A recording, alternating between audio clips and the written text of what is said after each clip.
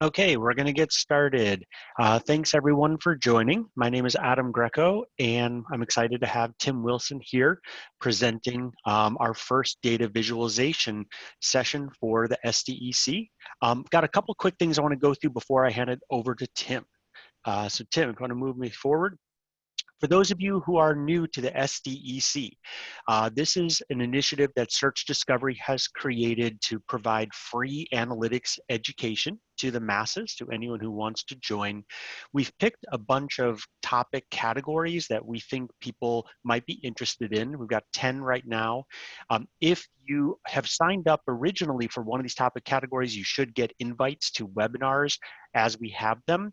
If you're not sure if you signed up for the right ones or you want to add one that you haven't signed up for, just send me a DM in Slack and I can verify whether you are signed up or if I can add it for you.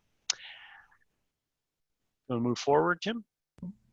So far, this initiative is about a month old, and it's been really cool how people have taken to it. We really wanted to start something, especially to help those who've been hit hardest in the COVID crisis and might be furloughed or looking for a new job.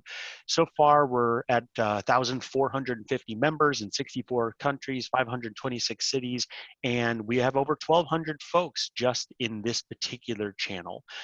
If you have others that you think should be listening to these webinars or taking advantage of this, there's a shortcut link that you can send them. It's just bit.ly SDI-SDEC.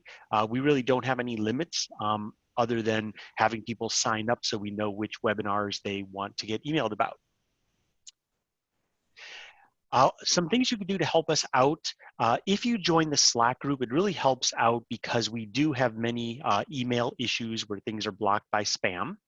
Once you join Slack, if you can make your username and display name your first name space last name, that really helps because there's some automated scripts that I'm running that helps get people into the right Slack channels. If you can add the 2 email addresses I'm showing here to your contacts, SDEC@searchdiscovery.com, and then the Zoom one, no reply @Zoom US, that will help you get the meeting invites. And if your organization does block Zoom and you're watching this recording and you want to attend live, please DM me. We do have some alternative ways that we can share these as a live stream. So I have 2 quick questions that I wanted to ask everyone, as long as I have a bunch of folks here, just to get some feedback. So if you can answer this first question here, we're trying to figure out about email. And we'd like to understand for the emails that you're getting, we've had some people complain where they're getting too many emails. So if you could do me a favor and just chime in on the different types of emails that you'd like to get, this will help us make sure we're not bombarding you too much. And there should be a multiple select, so you can choose more than one here.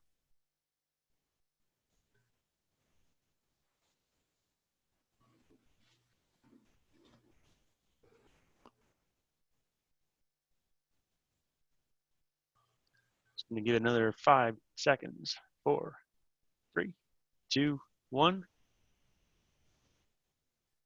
Okay, cool, awesome, that really helps.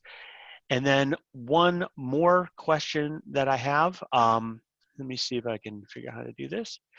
And then one last question here. We've had some feedback on the duration of these webinars.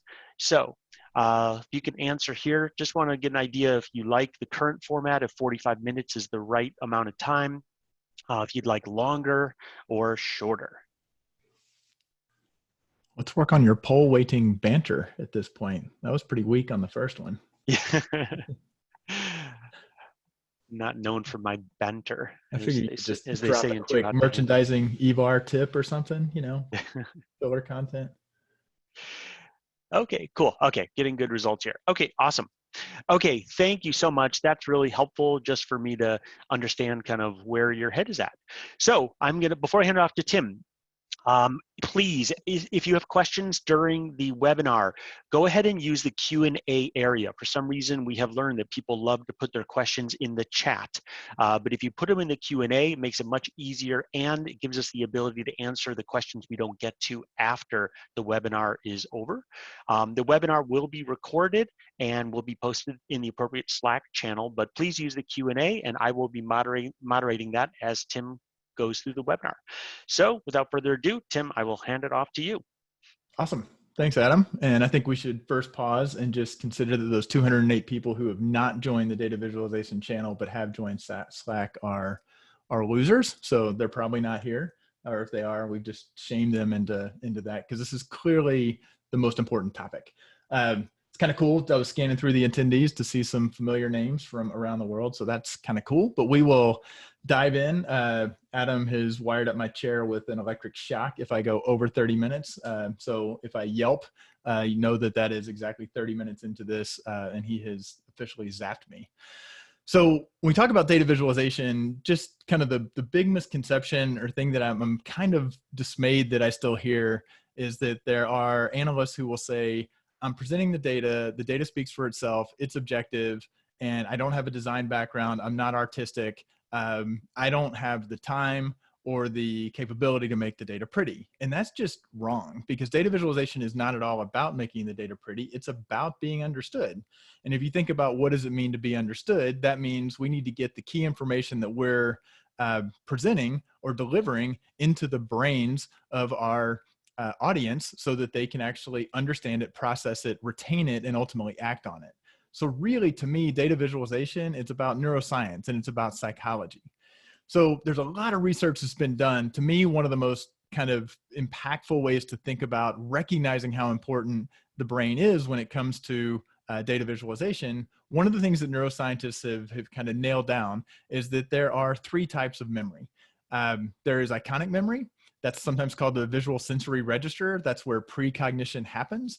If you're looking at the screen right now and a big flash of light happened off in your peripheral vision, your head would turn without you thinking about it. That's precognition. Every bit of light that goes through your pupil and hits your retina is an iconic memory. So everything's going in and it's being precognitively processed. That's what's deciding what makes it into short-term memory. Short-term memory is where we actually have cognition. That's RAM. The problem with short-term memory is it has super limited capacity. Miller's Law, George Miller from back in 1956 did a study, and it's basically held up where he said it's not a perfect exact science, but we can basically hold 7 ± 2 chunks of information for simultaneous processing in our memory at one time. Even though the world has changed dramatically and a lot more information is flowing at us, our brains have not really evolved that much in the last 50 years. Short-term memory is where our brain decides what's going to go into long-term memory. And if you think about anytime you're delivering analysis or a report, you're trying to get the key information into long-term memory. Long-term memory is what you can recall tomorrow. It's what you can recall next week. It's what you can recall next month. If ultimately we want our audience acting on our data, the information that they need to retain, the essence of it has to make it into long-term memory. So really, when we talk about data visualization, I like to think of it as we're trying to reduce the cognitive load for our audience. We're trying to make it as easy as possible to get the key information through that kind of memory funnel and the key information getting into long-term memory in a way that it can be stored and retained in a meaningful way. To give a quick example of cognitive load, this came from Stephen Few's Information Dashboard Design, which for years was kind of my favorite data visualization book. He has this example. And if you look at it, and it's asking the question, so maybe you're not paying attention to me right now because you're trying to scan through and you can figure out how many 5s are in the list. But what if instead I put it this way and said, how many 5s are in this list? This is just kind of a very simple example of reducing cognitive load with a subtle change to the data visualization, with a deliberate change of I'm going to help the brain figure out how to answer this question. So in a more kind of practical, looking at a chart, this is kind of a mashup of defaults for Google Sheets and Excel. And there is a lot of cognitive load going on here. There are a lot of things that we have to subconsciously process and discard. We don't care about the border around the chart. We don't care about the drop shadow. We have to take it in. It hits our visual sensory register, but then we have to immediately discard it. tilting our heads anytime we read in the Western world, top to bottom, left to right, horizontally. So when we put something at an angle or vertically, our brain has to rotate it. And studies have been done that say that slows things down because there's more cognition. Same thing with vertical text.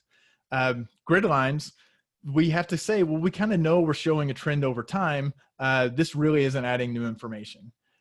You're telling me, I know because I've already tilted my head, January, February, March, those are months. This is now redundant information. It's also in the title of the slide. We've got that it's sessions 3 times on here. So it's redundant information that we have to take in, process that we already know that, and then discard it. Instead, we just did this.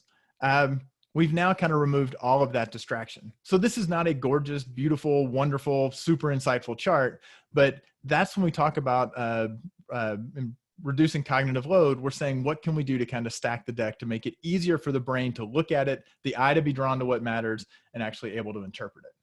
So the other kind of outside of neuroscience, gestalt psychology, which goes back to the turn of the 20th century. And what they figured out was that as human beings, partly because of those limitations of short-term memory, we can't really take in too much stuff. Our brain tries to find shortcuts by looking for patterns and groups and grouping things together to kind of make efficiency within that short-term memory. And they initially came up with these 6 Gestalt principles. It's now been expanded. There have been additional ones added to say, what are those patterns that our brain will automatically kind of be drawn to and see as a pattern very, very, very easily.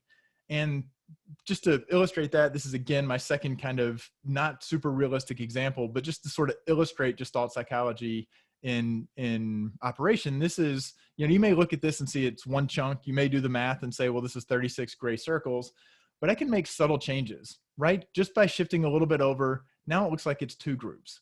I can highlight that with the principle of similarity. Now I'm definitely showing these are 2 different groups, even though it's a relatively minor change from how I'm presenting it. We look at it and see columns because, again, the principle of similarity. Or if we represent it a different way, we're seeing it as rows. We put the principle of enclosure, I think. We say, this is one chunk, but it's made up of 4 parts. Or maybe we kind of, again, reinforce it and make it really strong. I'm putting these into 4 different buckets. So those are just all examples of how we can make these changes with color, with where things are arranged, how they're aligned, and it actually does impact the way that the brain automatically processes them. So that's kind of some of the theoretical conceptual setup. Now we're going to dive into some very specific tips. My favorite ones, I'm working on a course for CXL Institute right now that's going to be multiple hours. So packing this into 20 minutes is kind of painful. But this is my absolute favorite tip, maximizing the data pixel ratio. And if you Google it, you can kind of find it. I don't know why more people aren't kind of beating this drum. This is Stephen Few. He took it from Edward Tufte's Maximizing the Data Ink Ratio. It sounds super complicated. Even the formula is kind of weird. And you never actually calculate this. But what Few says is that looking at a screen, every non-background pixel, so throw away the non-background pixels, everything that's not the background is either representing data or information or it's not.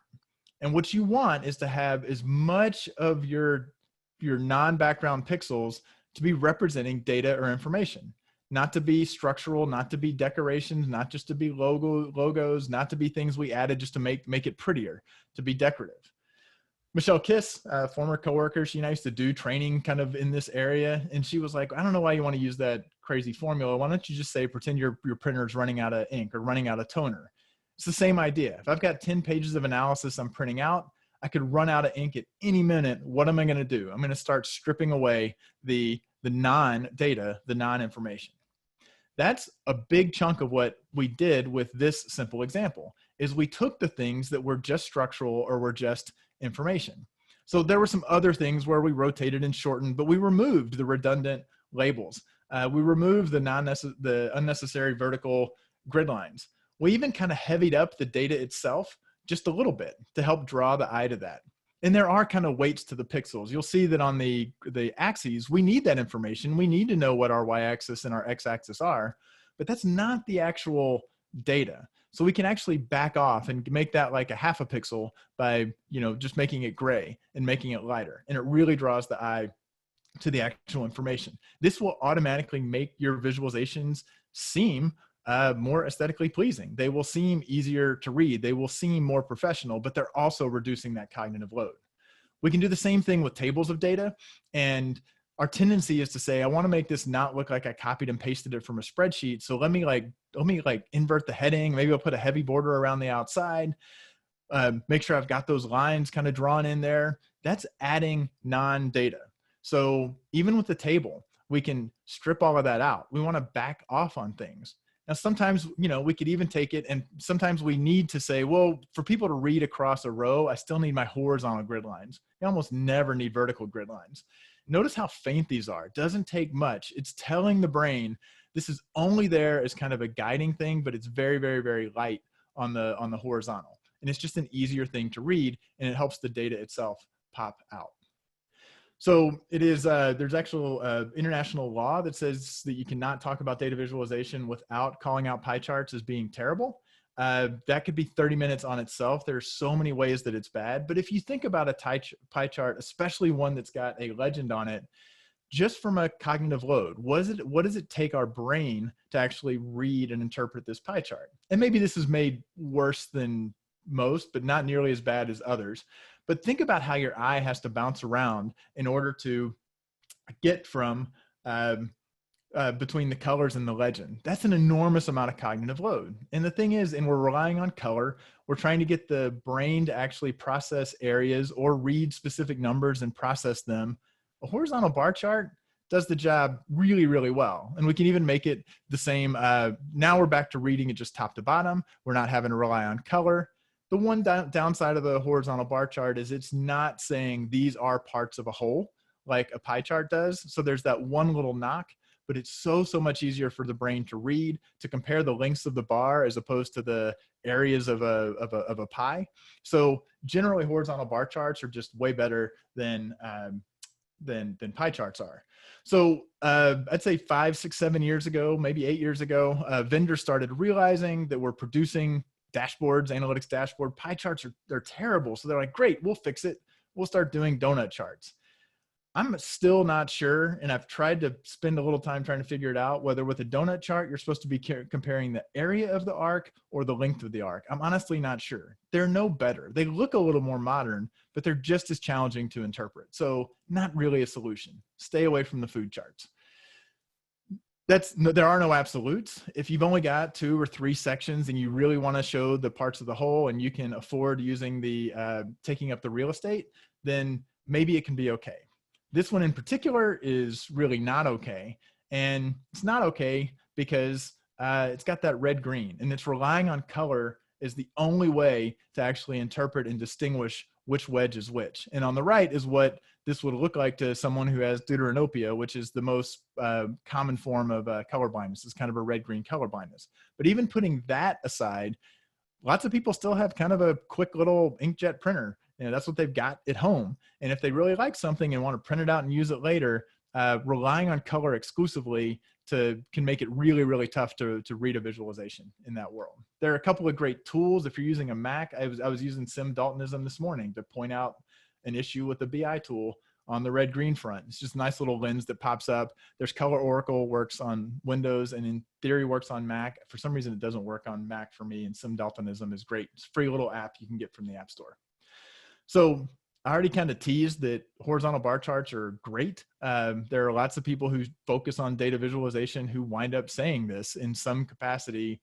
Horizontal bar charts are great. They do a lot. They do it well. We read them top to bottom. As long as you pay a little attention to how you're ordering them, they have a lot of things you can do with them. You can compare 2 metrics with a horizontal bar chart by just putting them side by side. And notice I didn't have to repeat the labels. So I'm not hurting my data visualization or my data pixel ratio. And your eye has already been drawn to, I almost guarantee it, to the fact that one bar and bounce rate jumps way out. What's going on with that? Oh, it's display. I'm not surprised at all. If I really wanted to reinforce it, that's where I can start using color for emphasis and say, this is specifically what I want to draw your eye to.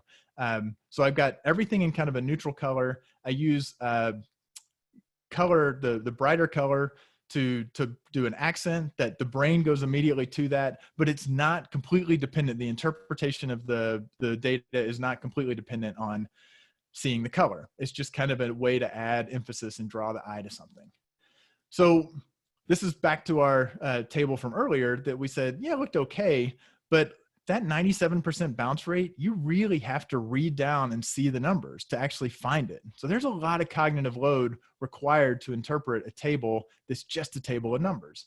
Well, you can use horizontal bars in tables of numbers relatively easily. You can do this with conditional formatting in Excel. You can do it with sparklines in Google Sheets. A lot of, Tableau certainly can do it. Data Studio has it. Now we're letting the eye get drawn to the bars, compare the links, taking in fewer bits of information, and then the numbers are there to say, okay, what's the specific detail? But the brain is going to interpret much more quickly the actual visualization of the data, and then the numbers will be used to kind of get the, okay, what's the specific detail if I need that? Using plain English, a little bit of a pet peeve when people take whatever system they're using and they take the, there's underscores instead of spaces. CPC, yeah, most marketers maybe are going to know that maybe CPC is my paid search, but why cause the brain to have to do that interpretation? Include just a little lookup table and make sure that you're representing stuff in plain English to make it easier for the brain to interpret. Another one is kind of including the data source. This isn't really a data visualization thing, but keeping in mind that somebody may be looking at one slide, they may have zoned out 2 pages earlier or 4 slides earlier, reminding them, where did this come from? What's the scope of the data? Put it light, put it small in the bottom. So it's not data, it's not really information. It's much more kind of structural and reference. So we want to make it light, we want to make it subtle, put it kind of out of the way, but we do want to have that information. This is another kind of classic, depending on the platform. I work with one BI platform that always seems to it just defaults to throwing in way too much precision. And if we're running an A/B test and looking at the results, this is implying way more knowable accuracy than is really there. So we want to kind of drop those out, especially on a y-axis. We just want to get down to the minimum because that's not the actual data. And then even when we're representing the data, thinking about, yes, just because we have 7 decimal points, what do we really need to capture? We don't want to just maybe put 2 and 3 here. That would be misleading, but get to the right number of significant digits that we're including. In this case, we'd look at it, and maybe if you were really paying attention to maximizing the data pixel ratio, I can do that really easily here. I don't really need my y-axis. Now I've got something very clean showing specifically what information matters. And people are going to assume the 0 axis. I don't have a rant on non-zero axes here, but hopefully most people know that. Using error bars, it's adding a little bit of cognitive load, but it's worthwhile because if we're trying to say, hey, we're giving you a number, but there is some inherent variability within that. Putting error bars on can be a way that again, as human beings, we can interpret that fairly quickly and easily. So lots we can do with bar charts, horizontal or vertical, but yeah, there are other types of visualizations. And the key is to never think that, well, I've been using all bar charts, I need to like mix it up just to make my presentation more interesting. Start with the basics, a pie chart or a bar chart, line chart, even a pie chart. That's what human beings were conditioned to actually interpret, and then be very deliberate when we actually try to do more. There's this ancient PDF you can download, the extreme presentation method. I've never actually been one to follow the flow chart. People tend to like to say, like, I don't really think we come up with the chart type based on this kind of logical flow, but it is good to know what are those different charts. What are they good for? A circular area chart or a spider chart is good for almost nothing, but good to know that it's there in case you come across a case where it is. Juice Analytics has like an online version of the same thing. Again, it's good to know. Waterfall charts are amazing in the right situation. So I'm going to hit a few of my kind of the non-standard or just call out a couple of other points that I think are really kind of easy things that we should all have in our toolbox. One is sparklines. Sparklines don't show a lot of information. They just show how has the data been trending. So they're a way to put something very compact. It is actual data in a very dense format.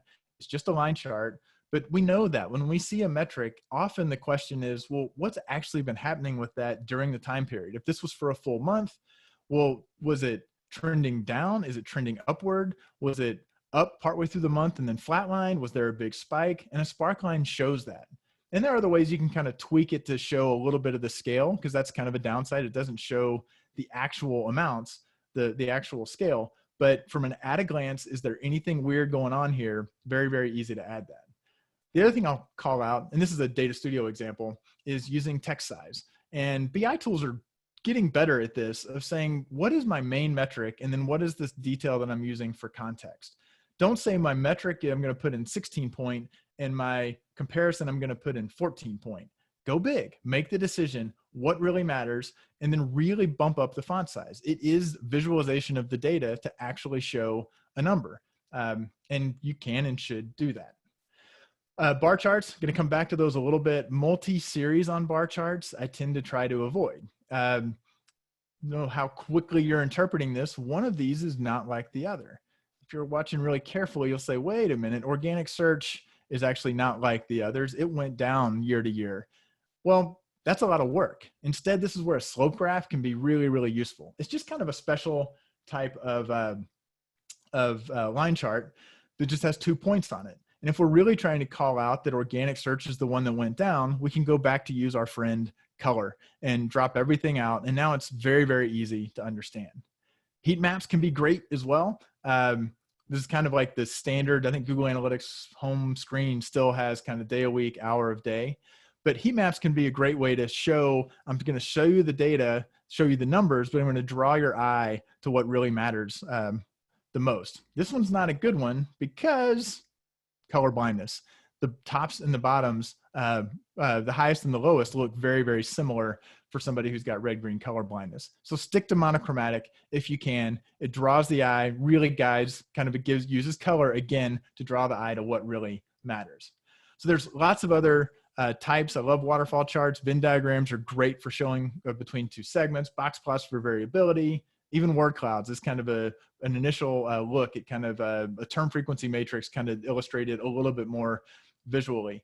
So use them with caution. Make sure that if you are using one, you're giving the time for the additional cognitive load that you're putting on the user. So in summary, it really is all about reducing the cognitive load for your audience. And hopefully we've covered some quick little tips as to different ways to do that. And not just that we can do it, but why we're actually doing it. It's trying to make it easier for the brain to process. If you want to learn more, these are kind of my 3 favorite books on data visualization, although I had Makeover Monday, which is kind of a Tableau-centric one, arrive yesterday. So maybe I'll add that to the list. Right now, embarrassingly, I did not read Storytelling with Data until just a few months ago. And it is, to me, my absolute favorite. For years, I would recommend just Stephen Few's Information Dashboard Design, which I still think is amazing and does a lot more beyond just dashboards. But Cole Affleck's Storytelling with Data is amazing. We've been talking just about data visualization. There's this other kind of broader, how do you take multiple visualizations and other aspects to put things together to tell an actual data story? And there are 2 books that have come out in the last year. Nancy Duarte's Data Story. So if you know Nancy Duarte, Slideology, Resonate. So she's coming from very much from a presentation background. And then Brent Dykes, who I think I saw is actually an attendee today, wrote Effective Data Storytelling. And he comes kind of from our world of digital analytics. So former Adobe, former Domo. And guess what? He is speaking on July 9th in the SDEC. And so both of these are great books on data storytelling. I'm going to leave it to Brent next month to really dive in more deeply onto that topic. So with that, I think I've actually might have been just a smidge under my time, but I got us to 30 minutes and have time for any questions. Awesome. Cool. Thank you so much, Tim. So we have a couple questions so far, but if you have questions based on any of Tim's presentation, now is a great time to put them in and we'll start answering them. While we wait for some questions to come in, since Tim probably won't do it himself, I think he's got a little logo there, but a real plug for his podcast that he does with Mo and Michael. If you guys haven't checked out the Digital Analytics Power Hour, it is the definitive podcast for the digital analytics industry. So I would highly recommend that you do check that out. Fun fact, I was asked today on the Measure Slack by somebody who says that hold my favorite tool is whatever I'm getting paid to use. So there was actually, I had a Beyond Web Analytics, the grandfather of analytics podcast, when I got to tell somebody that was Rudy Schumpert and from your old podcast. Yes, exactly. Again, Rudy did. Okay, cool. So let's start on some questions. So first one, with executives and decision makers using mobile much more frequently to view presentations, do any of these rules that you provided change, or do you have any additional recommendations that fit specifically for mobile? Definitely. Yeah, I suspect Brent will cover. There is a degree of, we didn't talk about kind of knowing your audience and the format of how you're delivering it. It is tough. I mean, there are definitely platforms out there that have touted their mobile. I remember Google Analytics did it. Adobe has done it. Domo has done it. Said, hey, we now have this kind of mobile viewing. I don't think the concepts really changed that much. If anything, it's being even more. You definitely don't want to have a logo on every screen. Like, it's got to be distilled down to making sure that what pops out and what matters really is clear and highlighted. Now this makes me want to actually pull up this presentation on my phone and see how well it does. It's a good question. I kind of actually sometimes think there's the belief that executives, there's a thought that they want to view it on their phones, and I'm a little questioning the reality of whether they really do, but I have no hard data one way or the other. Okay, well, let's keep going. Next one. I love Venn diagrams, but always feel like they need to be size reflective. Some disagree. It's not a chart. What is your take on Venn? The people who disagree that they should be size reflective are probably those 208 people not in the channel, right? I completely agree. I feel like Venn diagrams that aren't size reflective. And now there's a wrinkle in that as human beings, we suck at interpreting area. There's an example I use. It's also from Stephen Few's book, where getting people to compare the size of two circles, they will regularly miss and I think underestimate the scale of magnitude. We just don't see areas very well. But I absolutely think, because a lot of times I find that you're making the point, and here's just one, this should be size reflective. Now somebody take a screen capture and measure it. This was made for this. I mean, I pulled it from an actual analysis. No, this is definitely not. That 823 is not right. So this is a bad example. Let me get off this slide. But yes, generally, because I think a lot of times that's what you're trying to show is, wait a minute, you're talking about this other group. It's a tiny group compared to the other group, and there's a tiny amount of overlap. So when it comes to comparing segments, and that is kind of Analysis Workspace for Adobe users, the ability to say, grab that intersection and make it gets tough when you get beyond like 3 to actually do a Venn diagram that way. But comparing 2 or 3 groups, making it size reflectively, I'm a big proponent of it.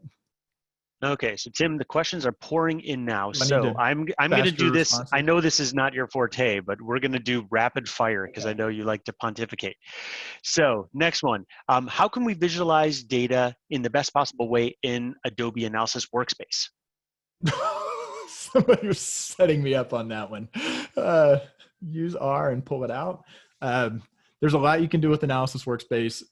It has a lot of opportunities for improvement, and I'll have to leave it there. Is there a maximum number of dimensions you would recommend for one visualization? 2 or maybe no, it really 2 is great. Once you go to beyond 2, it gets really tough. So you just have to be really deliberate about how you're trying to visualize it. Okay, this one's gonna be tough because it came from the master Brent Dykes. What are your views on logarithmic scale? We've seen it used a lot with COVID-19 data. Some people have complained it's misleading, but it can be the only way to show exponential data in a meaningful way. What are your thoughts, Tim?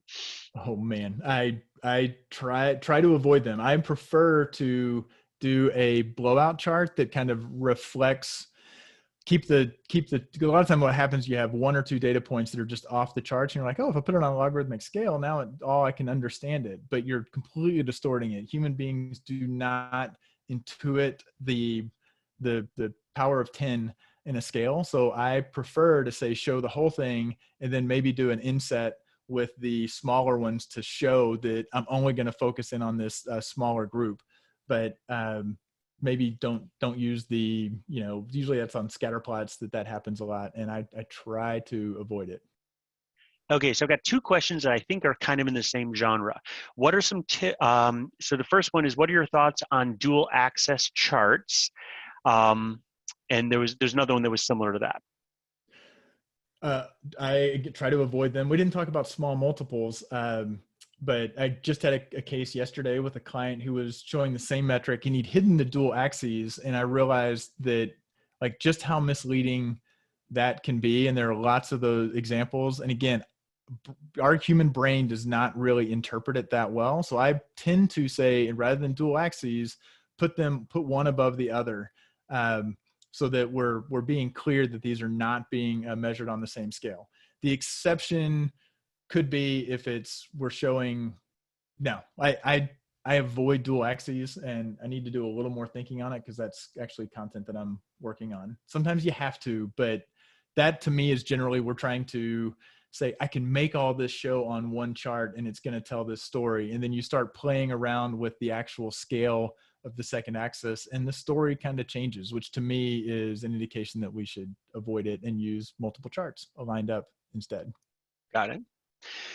What are some tips for leading non-technical people toward better data visualizations? I mean, definitely doing a before and after. I've done that with people gently, but taking their chart and saying, hey, all I did was generally hey, I removed a bunch of stuff, and trying to kind of educate them. That's partly why I'm such a big fan of maximizing the data pixel ratio, because it demos so well. If you say, I took your chart and I did nothing but maximize the data pixel ratio, do you agree this is clearer, better looking, easier to read? And start with kind of that one tip. But I feel like that's just the curse of my existence, is that I'm constantly finding bad charts and trying to figure out how to diplomatically educate someone. Okay, so I'm going to combine two questions here, which I think might be similar. We see a lot of data visualization platforms in the market today.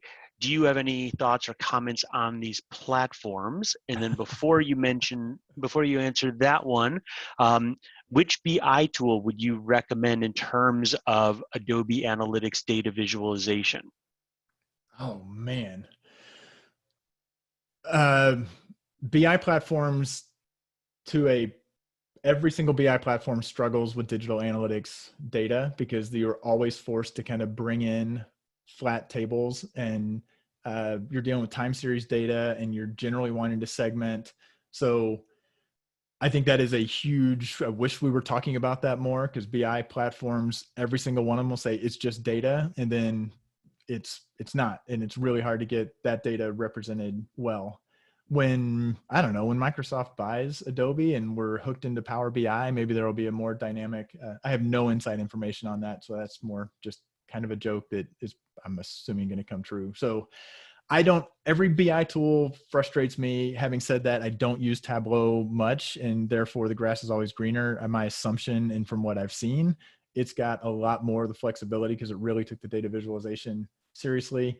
And I won't name any others specifically since they're close partners.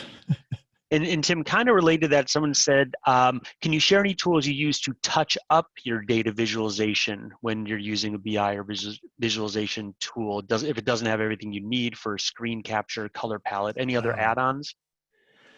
Having said it, I have done a lot, and there were examples there weren't any examples here of using Report Builder with Adobe Analytics, because it gives me a lot of control.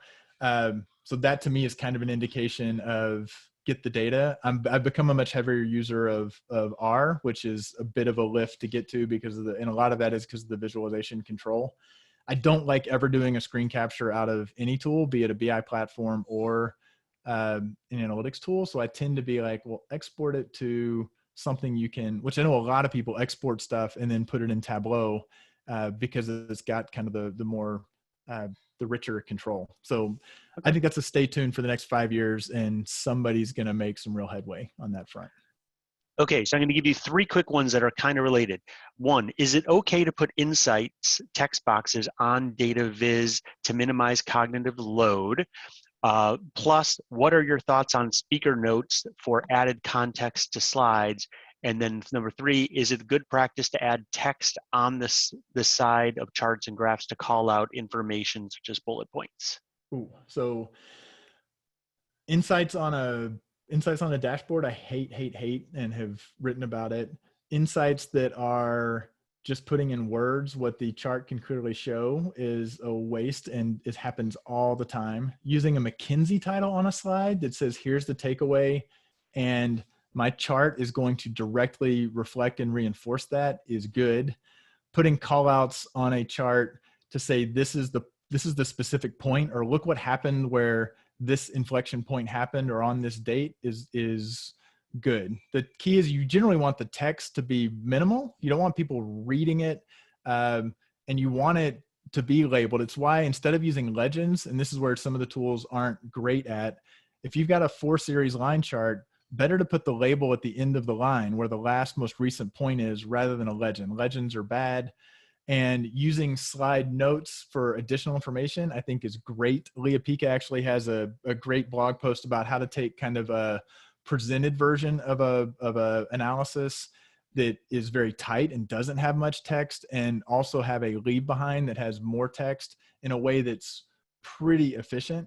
But that's also part of the knowing your audience. If I'm standing up and delivering it and presenting it, I don't want to say this is also something that I could totally read it as a slide you meant, because I'm not going to have the audience with me actually talking. But Okay. they contradict multiple of these things in his data storytelling in a few weeks. So next one, what are some effective ways in getting the important metrics for whomever requests the dashboard? Many people in various positions ask for a dashboard, but typically speak in broad terms. How can we make sure we provide not just a dashboard, but a dashboard that actually helps them? I go to the two magic questions of ask them make sure you know what they're trying to achieve with whatever the dashboard is supporting. Is it trying to maximize value of paid search? Is it trying to drive whatever for the brand? And then ask how will we know if we're achieving that? So I like to focus dashboards on what the key performance indicators are, which means the analyst has to put on a marketer hat and a communication hat.